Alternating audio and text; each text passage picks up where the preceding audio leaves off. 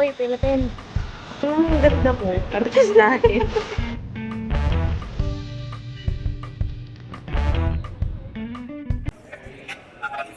Where's your pasaporte? Best, show us your passport.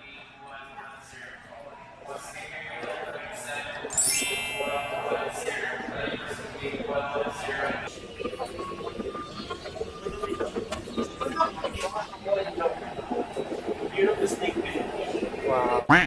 Ganda ko. Artistahin. Artistahin.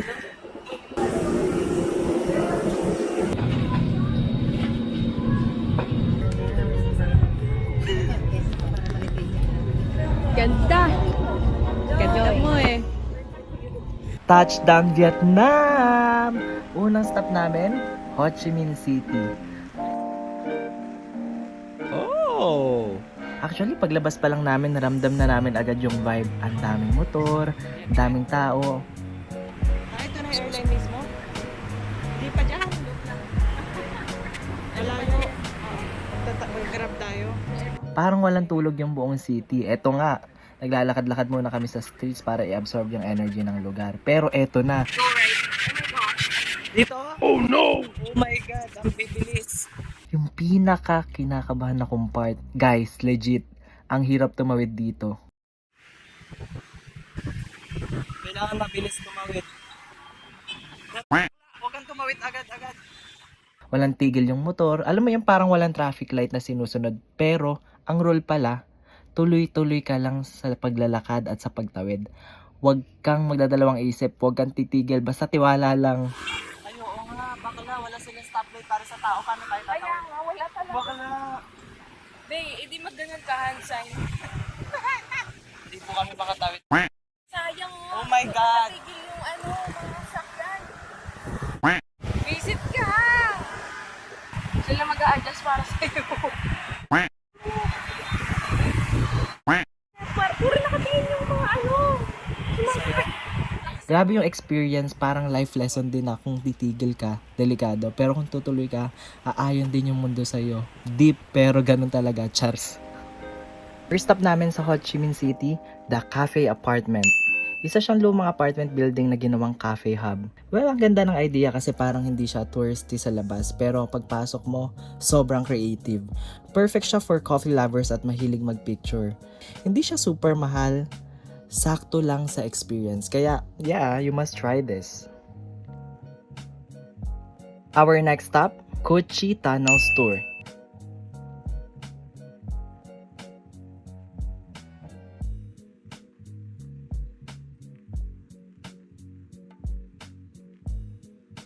Oh!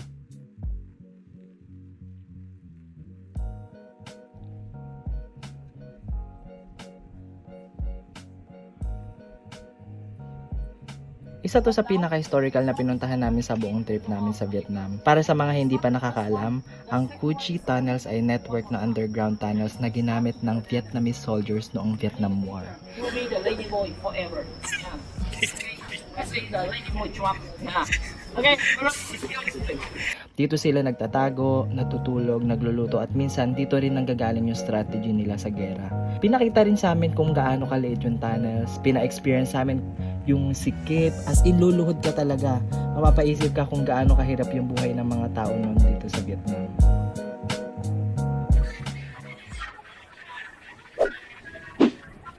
Bakit naman kasi ayaw mo sa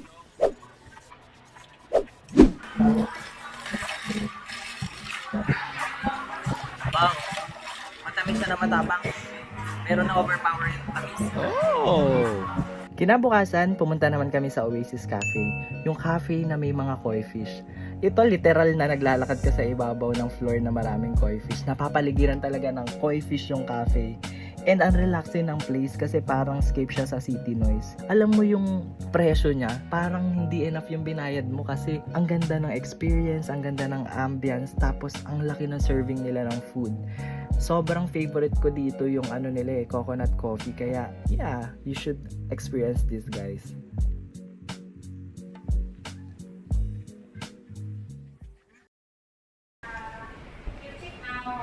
After naming mag-brunch, nag-check out na kami sa hotel namin dahil dediretso tayo sa next stop natin which is ang Hanoi.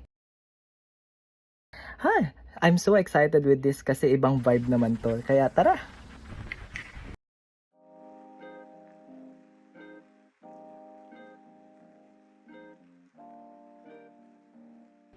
Look at Blesa. Sarap! First time trying banh. Ano na bigas na? Banh mi. Banh mi? Oh! We're here at Hanoi! Well, actually, gabi na nung dumating kami dito. So, magdi-dinner muna kami, tapos mag-walk around kami dito sa Old Quarter. Yung pinagstayan namin, malapit lang talaga siya dito sa Old Quarter.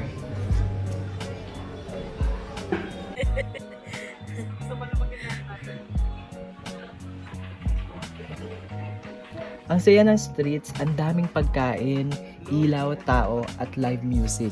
Pero habang naglalakad kami, naghanap din kami ng nearest bank para mag-withdraw dahil cash is king talaga dito. Oh! Ubus na. Mag-premium ka muna. Saglit ka lang naman dito. Oh!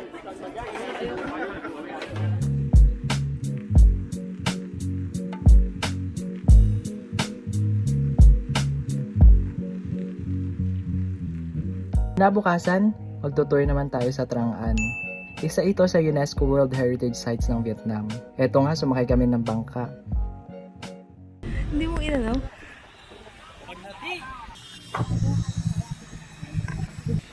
Parang hindi mo na kailangan yung sister. Ay, cute! Wait lang!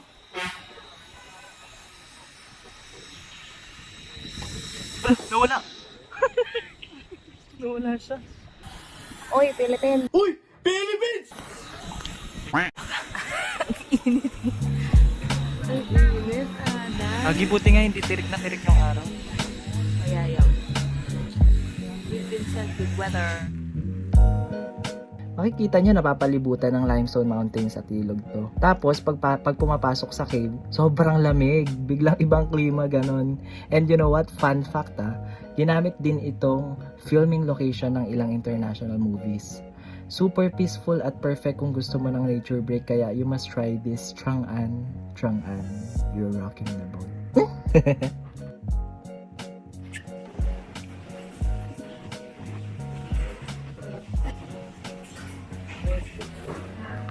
Huh?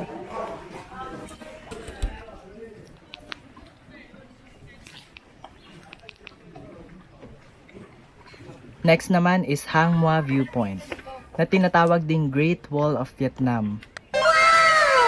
May halos 500 steep stairs pa akyat to, kaya hingal malala talaga. Pero pagdating sa taas, worth it. Tapos yung view, grabe. Parang postcard sa totoong buhay. Medyo mataas na din naman yung naakyat namin. Ayan kung makikita nyo sa video. Dito, B. Nakakinig ng tuhod.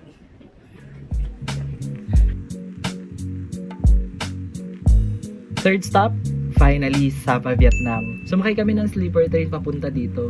Medyo matagal lang yung biyahe, pero for the experience, ang saya niya. Pinipilit pa talaga, pabasa mo na lang. Ang lakas ng amats ng puto. Ganyan pa talaga kapag kulang sa tulog. Or naalog lang ng tren yung utak mo. Bagura. Nakakainis! Bay, hinahintay niya yung message mo sa WhatsApp. Hindi, akala niya Hindi, pinapascan niya, hinahintay niya yung message mo. Tumitingin siya sa phone niya. Nakailang tingin na siya, te. Ma-aksidente pa tayo sa pagtingin niya ng WhatsApp niya.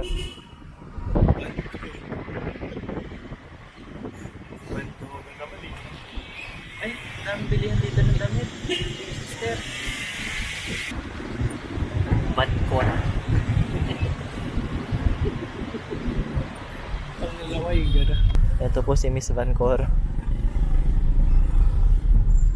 Oh, sige, basahin mo ulit.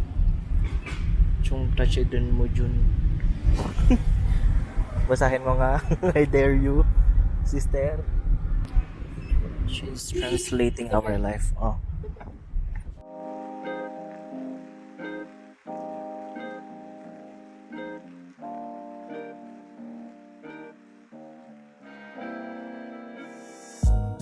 Pupunta naman tayo ngayon sa Viet Trekking. Yung view na maganda, alam nyo yung nagte-trending na may lumalabas sa tren. Para makakuha kami ng magandang spot dito for picture, kakain kami para makapag-stay naman kami kahit paano. Alam mo yun, hindi nakakahiya. Say hi to my camera. Fit check yan.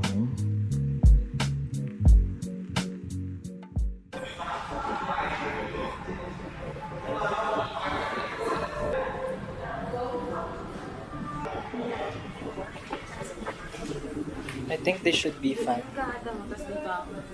Magbidyan tayo.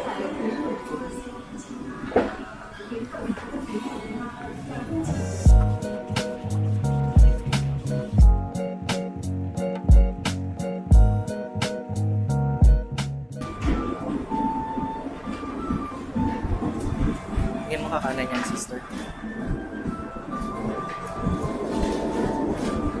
B, okay lang, at least may documentation ng pagkabunggo sa atin. Huh?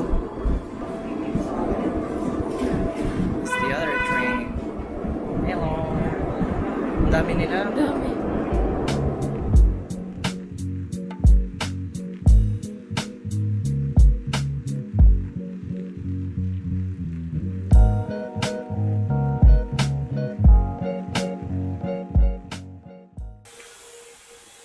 After namin kumain, pupunta naman kami sa Mount Fansipan.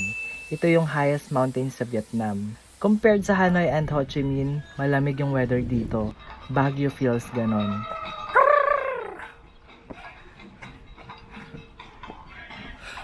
Ang lamig, B. Dapat na, tamang-tama, nagdala tayong jacket. 30,143 meters. 30,000 yun. 3,000. Ay, 3,000 yun.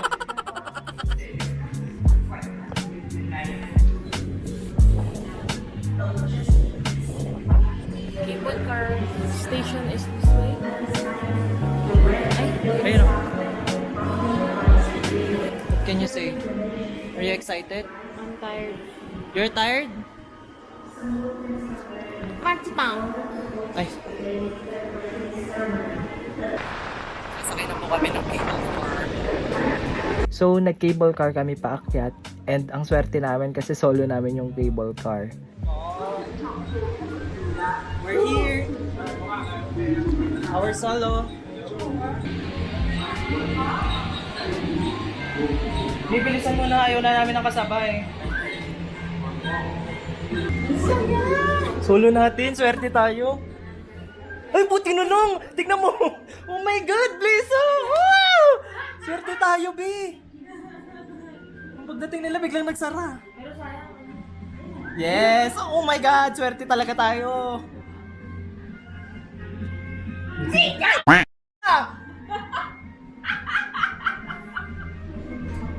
Sige, sige. Ah! Ah! Woo! Ay! Ay! Oh my God! Woo! Oy! Whoa!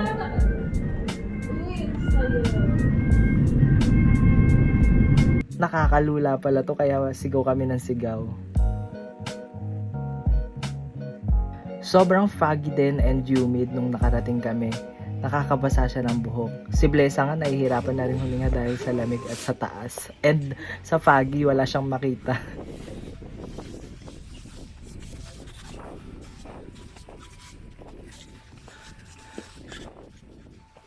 So far, ang experience namin dito is nakakapagod. Kasi kailangan mo siyang umakyat, mag-hike ka talaga, magka-climb ka ng stair. Nakadagdag pa ng factor yung fog and yung lamig. Alam mo yung wala ka nang makita, ang lamig pa, ang taas, hinihingal ka. Medyo nakaka-suffocate siya. Pero what's best with this is nung nakaakyat na kami, ang ganda-ganda ng view. The next day. And our last activity, Alpine Coaster. Guys, grabe. Ang scary nito pero sobrang saya. Halo yung takot at tawa. Umulit pa nga kami. Parang twice kami dito sumakay. We're riding again.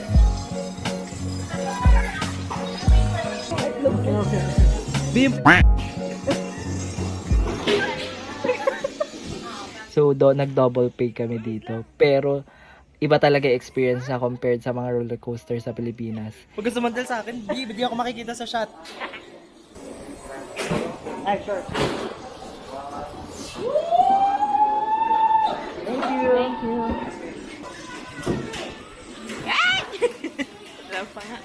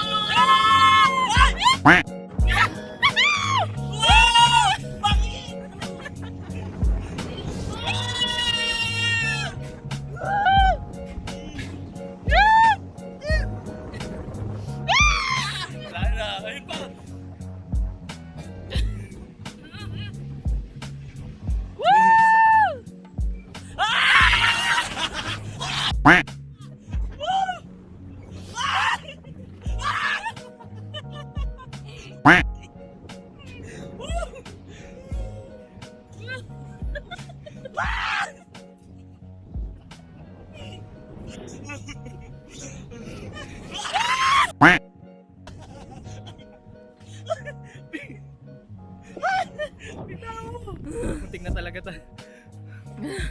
Nakahilo. Puta.